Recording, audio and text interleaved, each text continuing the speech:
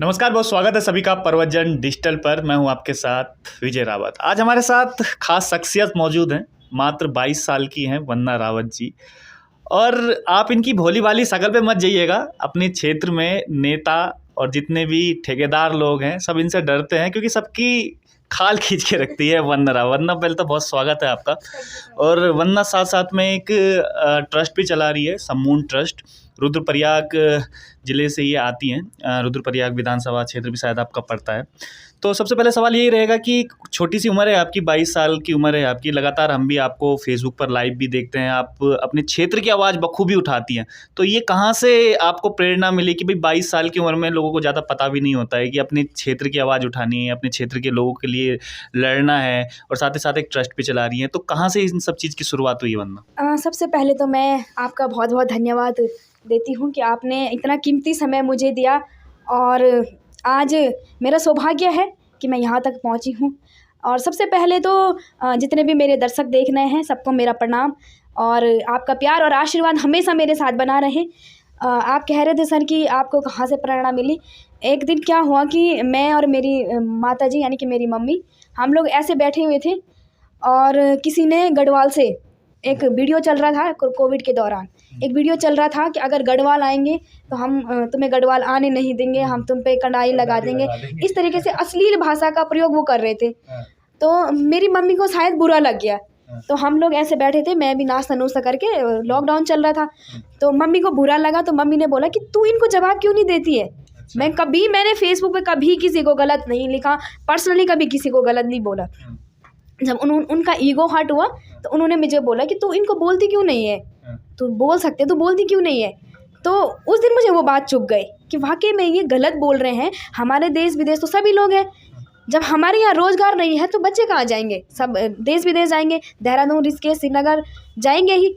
Education अच्छी नहीं है तो पढ़ाई करने कहाँ जाएंगे, बाहर ही आएंगे। हॉस्पिटल अच्छे नहीं है, इलाज करने कहाँ जाएंगे, बाहर ही आएंगे। तो ये जो कुछ हमारी मातृशक्ति है, अब उनको अनजान बोले या कुछ और बोले, अपने शब्दों में मैं ज़्यादा नहीं बोलूँगी क्योंकि मेरे शब्द लोगों को बहुत चुभते हैं। तो मुझे उस बात का मुझे भी बहुत वो हुआ कि माँ ने बोला, तो मैंने उस चीज़ का विरोध किया। जो मैंने उसका विरोध किया कि आप ऐसे कैसे बोल सकते हैं, तो वहाँ से वो मेरी वीडियो जो है वो वायरल होने लग गई। मैंने तो ऐसा नहीं सोचा था कि इतना वायरल होगा, वो मेरी वीडियो वायरल हो गई। तो वहाँ से मेरी ज़िंदगी की स्टार्टिंग थी और वहीं से मेरे अंदर क्रांति आई।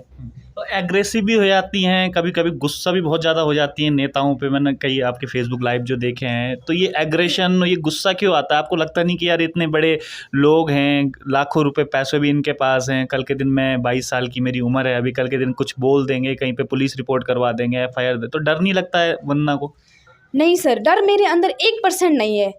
अब इसको ढीठ भी कह सकते हैं, या बदतमीज़ कह सकते हैं, या फिर बहुत स्वाभिमानी भी कह सकते हैं। मेरे अंदर 1% डर नहीं है, क्योंकि डर मेरे अंदर सिर्फ 2 चीज़ का है, माँ और पापा।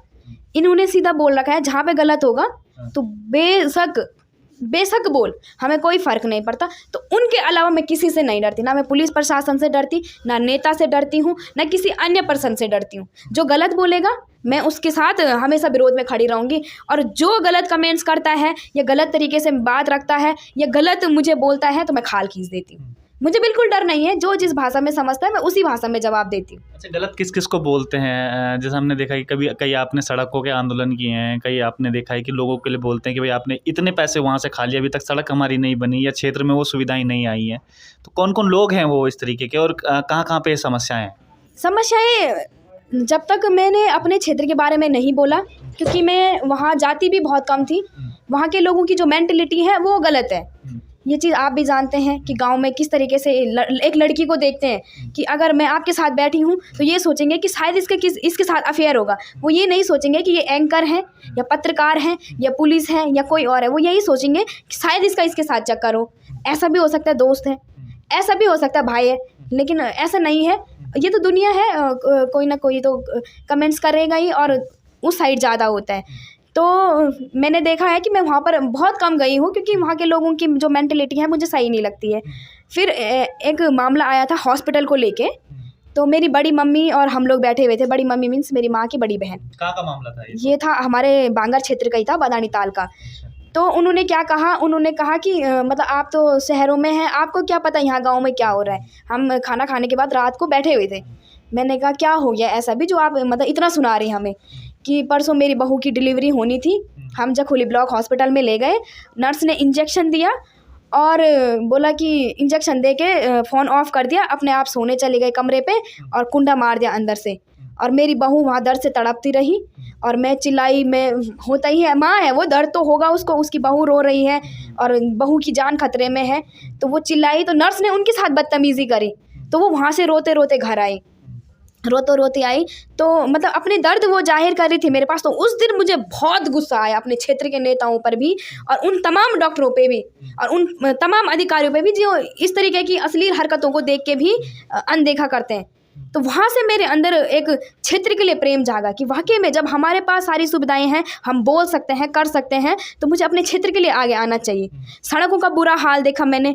मैं अपने गाँव में थी, जुलाई की बात है, मेरे दादाजी का श्राद्ध था, तो हम लोग गए थे श्राद्ध के लिए। तो वहाँ पर गांव में कोई बीमार था, तो रात को एम्बुलेंस आ रही 12 बजे। सड़कों की मतलब बुरे हालत हो रखे, गड्ढे गड्ढे। और जो एम्बुलेंस में पेशेंट था तो गांव में बोल रहे कि इसको कार में नहीं ला सकते पेशेंट को, क्योंकि इतने गड्ढे हैं, कहीं बीमार ज़्यादा हो गए, बहुत दिक्कत हो गई। तो बोला एम्बुलेंस में आए 11 बजे रात। एम्बुलेंस जब आई तो मतलब पूरे गाँव जाग गया कि पता नहीं क्या हो गया हमारे गाँव में, एम्बुलेंस क्यों आई। तो वो जो उनका दर्द था वो मुझे मतलब मेरे आत्मा को वो कर गया, बहुत कष्ट दे गया कि यार मतलब हमारे बांगर में इतने नेता हैं, इतने पढ़े लिखे लोग हैं, इतने समाज सेवी हैं, और मतलब एक औरत रो रही है कि मेरा पति बीमार है और मुझे डर है कि इन गड्ढों की वजह से मैं उसे खो न दूँ। तो तब मुझे अपने विधायक पे गुस्सा आया, अपने तमाम प्रतिनिधियों पर गुस्सा आया, प्रशासन से गुस्सा आया, और इसलिए मैंने वहाँ पर आंदोलन का भी करने का सोचा। अभी भी कुछ नहीं हुआ उस सड़क का। इन्होंने 9 नवंबर की डेट दी थी। वहाँ पर हमारे क्या बोलते हैं सामाजिक कार्यकर्ता चिरंजीव प्रसाद सेमवाल जी हैं, वो 10 दिन धरने पे रहे हैं। उनको आश्वासन दिया, आश्वासन देके उनको धरने से उठाया गया और आज भी उस रोड की स्थिति ज्यों की त्यों है। अच्छा, जो गुस्सा आपके उसमें है, जो सरकार ने जो काम नहीं किए अब तक, कि किस साल का हमारा उत्तराखंड हो गया है, तो ये गुस्सा स्वाभाविक भी है आना। तो ये गुस्सा क्या उन लोगों में नहीं है जो क्षेत्र में जो लोग रह रहे हैं, जो वर्षों पुराने हो गए हैं, क्या उन्हें गुस्सा नहीं आता, या उन्हें आदत हो गई है सिस्टम में काम करने की, कि यहाँ से वंदना रावत देहरादून भी रहती हैं और अपने क्षेत्र में जाती है, तब उन्हें गुस्सा आता है, लेकिन वहाँ के क्षेत्र के जो लोग हैं उन्हें गुस्सा नहीं आ पाता? क्या कारण मानती हैं आप? वहाँ के जो लोग हैं, अब एक अगर मैं खड़ी हूँ तो मेरे साथ दूसरा कोई नहीं आएगा। क्यों? वो ऐसी ही है, वो पागल है। 2 दिन बोलेगी, 4 दिन बाद फिर शांत होगी। उनको पता है कि नेता नहीं करेंगे, या उन्हें ये लगने लगा है कि सिस्टम है, जो मैनेजमेंट है उसी तरीके से काम करता है, ये पार्ट है मैनेजमेंट का, या उन्हें ये लगने लगा है? यही लगने लगा। उन्होंने उस सिचुएशन में अपने आप को ढाल दिया है। उनको अब आदत हो गई है कि अगर मेरा पैर कट गया है तो मुझे पीठ में जाना ही जाना है किसी भी तरह, लेकिन वो कभी उस सिस्टम के खिलाफ आवाज़ नहीं उठाएंगे जो वाकई में हो रहा है। मुझे गुस्सा इसलिए आता है कि हम मेरे साथ के पढ़े हुए, मेरे साथ के नौजवान और मेरे से जो बड़े थे, जो मेरे से आने वाले छोटे बच्चे हैं, जो मेरे बाद के हैं या मेरे से बहुत छोटे हैं, उनको भी मतलब ऐसी ही ज़िंदगी जीनी है। और सबसे ज़्यादा गुस्सा मुझे उन नौजवानों पे आता है जिन्होंने वहाँ से पढ़ाई की, सेटल हुए और वहाँ की सारे चीज़ों को छोड़ दिया। बिल्कुल सही बात कही है आपने। एक कहते भी हैं कि अगर आप अपनी आवाज़ नहीं उठा सकते हैं तो लेकिन कम से कम आप उन लोगों के साथ ज़रूर दीजिए जो आपकी आवाज़ उठा रहे हैं। तो आपकी आवाज़ आपके क्षेत्र से वंदना रावत उठा रही हैं, तो इनका साथ ज़रूर दीजिएगा। जो इनके अंदर गुस्सा है, जो इनके अंदर आग है, उसे ज़रूर उसका लाभ लीजिएगा। वरना आपकी जो ट्रस्ट है, समूह ट्रस्ट, उससे भी आते हैं, कब से उसकी शुरुआत हुई और क्या क्या काम वो ट्रस्ट करते हैं? क्योंकि हमने पिछले लॉकडाउन में देखा था, हमने भी कवरेज किया था आपका, जब आप बच्चों को खाना खिला रही थी, बच्चों के लिए खाना उस समय बना भी रही थी अपने घर में ही। तो इसके अलावा और क्या क्या कुछ काम करती है आपकी समूह ट्रस्ट? जी, हमारे समूह ट्रस्ट ने 9 पढ़ाई केंद्र खोले हुए हैं, जिसमें बच्चों को अधिकतर हम गांव को कवर कर रहे हैं, क्योंकि शहर में तो बच्चे जा रहे हैं ट्यूशन। माँ बाप शहर में बहुत एक्टिव रहते हैं कि बच्चे स्कूल से आता है, उसे खाना खिला के फिर ट्यूशन भेजते हैं, लेकिन गांव में थोड़ा लापरवाही होती है। तो हमने विशेष फोकस किया है कि वहाँ पर एक ट्यूशन सेंटर खोला जाए, ताकि बच्चे स्कूल से आने के बाद इधर उधर कहाँ पे खोले हैं? ये हमारे 2 रुद्रप्रयाग में हैं, चमोली में है, टिहरी में है और आपके कर्णप्रयाग में है, यहाँ कारगी चौक में भी है। कारगी चौक में तो ऐसे बच्चे आते हैं जिनको आज तक ये नहीं पता कि उनके पापा का नाम क्या है, और कम से कम 40-50 बच्चे आते हैं। तो उनको मेरी छोटी सिस्टर पढ़ाती है और पढ़ाई के साथ साथ निर्धन कन्याओं की भी शादी की जिम्मेदारियां लेते हैं। और अब तक लॉकडाउन में हमने 6 शादियां करवाई और उसके बाद 2 शादियां अभी चमोली से करवाई। कल एक रुद्रप्रयाग का भी हमने राशन दे दिया है और 2 और शादियां 30 नवंबर और 1-2 दिसंबर को है, जिसकी हमने जिम्मेदारियां ले रखी हैं और अपनी जिम्मेदारियां निभा रहे हैं। चलिए, बहुत अच्छा काम कर रहे हैं और तारीफ़ के काबिल भी काम कर रहे हैं। लेकिन सवाल ये है कि जो आप ये काम कर रही हैं, तो इसके लिए जैसे धन की भी आवश्यकता पड़ती है और उसके लिए मैन पावर भी चाहिए होते हैं, लोग भी अपने साथ चाहिए होते हैं। तो इन सब चीज़ों का इंतज़ाम किस तरीके से कर देती हैं? इन सब चीज़ों का इंतज़ाम हम अपने ही लोग कर लेते हैं। जैसे आपने हमारी वीडियो देखी कि हाँ वाकई में इन लोगों को ज़रूरत है, तो आपने अपनी तरफ से 100-50 जितने भी आपसे बनते हैं दे दिए कि आप NGO के थ्रू उनकी मदद करो। और विशेषकर मैं सबसे ज़्यादा अगर प्रभावित हूँ तो मैं होटल वालों बंदों से बहुत प्रभावित हूँ, क्योंकि मैंने देखा है लॉकडाउन में होटल बंद होने के बावजूद भी होटल में जो काम करने वाले बंदे हैं उनके थ्रू पैसे आए। मैं अभी बात करूँगी श्रीकांत नौटियाल जी, वो टिहरी से हैं। लगातार जब भी मैंने उनके लिए एक पोस्ट डाली होगी कि सर इनको मदद की ज़रूरत है, 10-5 हज़ार रुपये कहीं नहीं गए और होटल में जॉब करते हैं वो। उसके बाद नरेंद्र या महेंद्र भी कोई है, बहुत सारे लोग हैं होटल से जी, होटल के ज़्यादातर हैं। मदद किस तरीके से मांगते हैं आप? वो देखते रहते हैं, वीडियो देखते रहते हैं, वीडियो के थ्रू कि अच्छा धरातल पे काम कर रहे हैं और देखते हैं कि वाकई में कोई किसी को ज़रूरत है, तो वो खुद से ही करते हैं कि हम सोशल मीडिया जी सोशल मीडिया की वजह से भी, और देखते हैं तो खुद से मदद करते हैं। अभी बहुत छोटी उम्र है आपकी, 22 साल की उम्र है और लगातार आप एग्रेशन में भी रहती हैं, जो जितने भी आपके वहाँ पर नेता हैं, ठेकेदार वगैरह हैं। तो भविष्य में क्या प्लान है? राजनीति में आने का प्लान है कि कम से कम जो समस्या है क्षेत्र की, और राजनीति के उससे ही सुलझाई जा सकती है? तो क्या लगता है कि राजनीति में आएंगे भविष्य में? भविष्य का कुछ कह नहीं सकते। वैसे मेरा विचार तो नहीं है राजनीति में आने का, क्योंकि राजनीति एक ऐसी चीज़ है जो इंसान को मतलब बहुत कुछ सिखा देती है। अभी मैंने एक सामाजिक कार्य के तौर पे मैं छोटा मोटा काम करती हूँ जो मुझे अच्छा लगता है, मुझे फील होता है कि वाकई में मुझे ये करना चाहिए। राजनीति भी तो एक सामाजिक कार्य है, अगर आप करेंगी तो उससे आपको सरकार को भी बजट मिलेगा। बस फ़र्क इतना पड़ता है कि सरकार आपको पैसा देती है कि जो आपको राजनीति करनी है। हाँ कहते तो हैं, लेकिन राजनीति में ज़्यादातर आपको पता ही है कि लोग अपने घर ज़्यादा भरते हैं। उसके बाद एक स्वभाव ही ऐसा होता है कि तो आपको डर है कि अगर आप राजनीति में आएंगे तो हो सकता है कि आप अपना घर न ज़्यादा भरना शुरू कर दें? नहीं सर, ऐसा कभी नहीं होगा, क्योंकि जहाँ तक मैं अपने आप को जानती हूँ और मैं अपने अंदर के दर्द को जानती हूँ, मैं खुद का खाना छोड़ के दूसरों को दे सकती हूँ। तो ये जब दूसरों का आएगा तो मैं उसे कभी नहीं खा सकती, इतना मेरे खुद पर भरोसा है।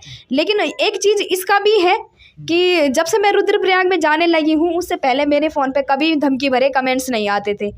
अब मैं जब रुद्रप्रयाग की समस्याओं को आगे बढ़ा रही हूँ, या मैं बोलती हूँ, मीडिया में बोलती हूँ या फेसबुक लाइव में बोलती हूँ, तो कमेंट्स आते हैं, वो भी फ्रॉड आईडी बना के। मैं अच्छे से जानती हूँ कि वो आईडी कौन बनाता है, क्या बनाता है, इतनी नॉलेज तो मुझे भी है, और मैं सामने भी नहीं लाना चाहती हूँ उस बंदे को, क्योंकि मुझे पता है कि उसका फ्यूचर ख़राब हो सकता है।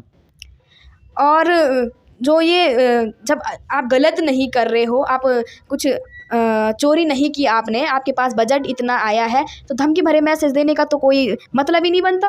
तो मतलब लगातार अभी भी देख रहे हैं। धमकी तो शायद इसलिए देते होंगे कि कहीं आप राजनीति में ना आ जाएं, उनकी राजनीति ठप ना कर दे, क्योंकि इतना ज़बरदस्त बोलती हैं, लोग भी आपको अप्रिशिएट करते हैं, लोग भी आपकी सराहना करते हैं, तो हो सकता है इस वजह से ही बोलते होंगे। नहीं सर, उनको कहीं ना कहीं डर है। तो आप उनको बता दीजिए ना कि आप राजनीति में आएंगी कि नहीं आएंगी, ताकि वो भी संतोष होकर बैठे रहें कि हाँ आएंगे कि नहीं आएंगे। मैं राजनीति में नहीं आऊँगी, लेकिन जितने भी काम अवैध होंगे उनके खिलाफ मैं ज़रूर धरना प्रदर्शन या विरोध तो ज़रूर जताऊंगी। धरना प्रदर्शन तो कोई सॉल्यूशन नहीं है, क्योंकि मुझे पता है आश्वासन दे के खड़े उठाएंगे और तब हाथ जोड़ेंगे, मुख्यमंत्री साहब बस मैंने बड़ी मुश्किल से खड़ा उठाया और आप देख लेना। और हमारे मुख्यमंत्री जी बोलते हैं अरे कोई बात नहीं, ये तो लास्ट महीना चल रहा है, अभी तो बहुत धरने होंगे। मेरे सामने की बात है।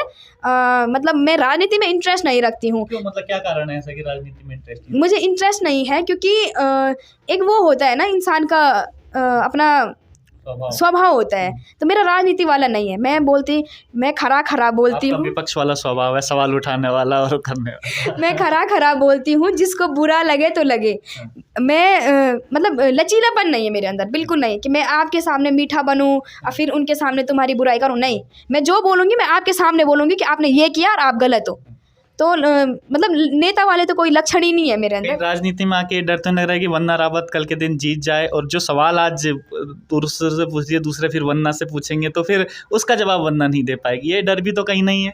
नहीं सर, अगर मैं राजनीति में आती हूँ 1% तो सवाल उठाने का तो कोई मतलब ही नहीं बनता। मैं वो नॉर्मल ज़िंदगी जीना चाहती हूँ, जैसे मैं अभी धरातल पे जाती हूँ, सबके बीच रहती हूँ, सुनती हूँ, देखती हूँ।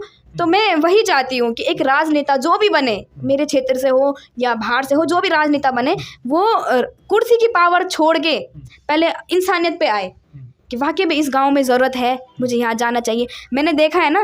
चलो सपोज करते हैं कि आप विधायक बन जाती हैं अपने क्षेत्र की, तो क्या कुछ समस्याएं लगती है आपको अपने क्षेत्र की? क्या कुछ प्राथमिकताएं आपकी रहेगी जो अपने क्षेत्र में आप काम कराएंगे? हमारे क्षेत्र में तो सारी समस्या ही है सर, कहाँ से शुरू करूँ। हमारे यहाँ रोजगार 0%, जबकि हमारा जो बांगड़ क्षेत्र है इतना खूबसूरत क्षेत्र है, पर्यटक के दृष्टि से अगर देखा जाए तो बहुत अच्छा है। हमारे पर्यटक स्थल डेवलप करेंगी अपने क्षेत्र में, और क्या क्या लगता है आपको? और जो अगर आप विधायक बन के आएंगी, मतलब सपोज कीजिए आप विधायक हैं, तो ये क्षेत्र में आप डेवलप करेंगी? ये विधायक वाला क्वेश्चन मत कीजिए सर, रुद्रपुर यहाँ के नेता पागल हो जाएंगे। नहीं, ऐसे में ताकि हमारी जनता को भी पता चल सके कि भाई हमारे बीच ऐसे समाज सेवी भी हैं, अगर राजनीति में इंटरेस्ट लेते हैं तो ये काम उन्हें अपने क्षेत्र में लगते हैं तो सबसे पहले आके वो ही काम ये करेंगे। मैं बिना राजनीति में आके भी इस काम को कर सकती हूँ, लेकिन एक शर्त पे, क्षेत्र वाले साथ दें, जनता साथ दें। तो मैं राजनीति के पास उतनी पावर होने के बावजूद वो काम नहीं कर सकता जो मैं कर सकती हूँ अपने उससे दम पर। लेकिन क्षेत्र वाले साथ तो दें। अब क्षेत्र वाले ये बोलेंगे कि नहीं जी मैं बात कर रही आगरा की, वो करेंगे घाघरा की, तो इम्पॉसिबल है। तब विधायक क्या, मुख्यमंत्री, प्रधानमंत्री कोई कुछ नहीं कर सकता।